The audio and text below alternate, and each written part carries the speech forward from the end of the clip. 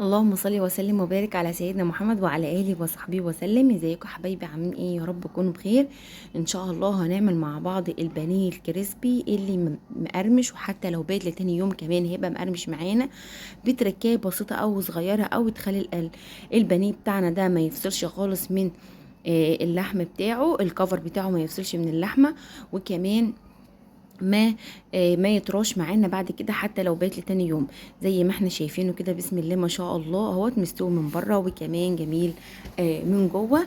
اول حاجه كده انا عندي معلقتين 2 كبار من الدقيق، هحط عليهم بيضايه، وهحط عليهم كمان نص معلقه صغيره من الملح، رشه صغيره من الفلفل الاسمر، رشه صغيره من الزعتر، رشه صغيره من السبع بهارات، ورشه صغيره كمان من توابل الفراخ لو موجوده عندك. هبدا احط عليهم ربع كوبايه ميه بس كده، واقلبهم كويس ما جدا مع بعض لحد ما يعملوا ربه معايا. ربه دي بتبقى عامله زي خلطه القرنبيط كده، او آه، بتبقى سايله كده يعني. بعد كده بقى انا عندي هنا معلقتين من البقسماط، وكمان معلقتين 3 من الفيجيتار، تقدر تستخدم فيجيتار حار او بارد، وكمان معلقتين من الكريسبي. بعد كده بقى هنجيب البانيه اللي احنا طبعا غسلينه كويس جدا ومقطعينه شرايح زي ما احنا شايفينه كده، هننزله في الربة بتاعتنا، وبعدين هنبدأ نحطه في الخليط بتاع الكفر الخارجي اللي هو الكريسبي والفيجيتار، وبعدين نضغط عليه بايدينا كده عشان يتماسك مع بعض وياخد طبقة محترمة وكويسة جدا، هيبقى بالشكل اللي انتوا شايفينه ده زي بتاع المحلات واحلى. طبعا احنا الاول كنا بنحط في دقيق، وبعدين في بيض، وبعدين في البقسماط او الفيجيتار.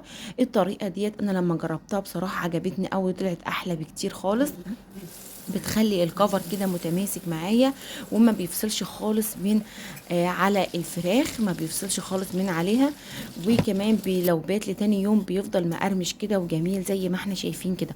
والله انا عندي قطعتين كده باتوا لتاني يوم، والله العظيم فضل مقرمش زي ما هو. بعد كده بقى في مقلة على النار هنبدأ نحطه كده، ما بياخدش وقت طويل، ما بياخدش اكتر من 5 دقايق بس او 6 دقايق على البوتاجاز، وهيطلع بالشكل الجميل اللي انتوا شايفينه ده، وتقدموه بألف هنا وشفا. طبعا والله الكاميرا ظلماه لان هو فعلا لونه جميل جدا، وكمان الخلطه بتاعت الكريسبي والفيجيتار دي بتديله كده قرمشه مع تماسك من الكفر الخارجي. بصوا ما بيفصلش خالص كده خالص من بره زي ما احنا شايفين كده. اتمنى يكون الفيديو فيه حاجه عجبكم النهارده، ما تنسوش تشتركوا في القناه وتفعلوا زر الجرس عشان يوصلكم كل جديد، وشير كتير ولايك كتير للفيديو بتاعنا ده. والسلام عليكم ورحمه الله وبركاته. دمتم في رعايه الله وفضله.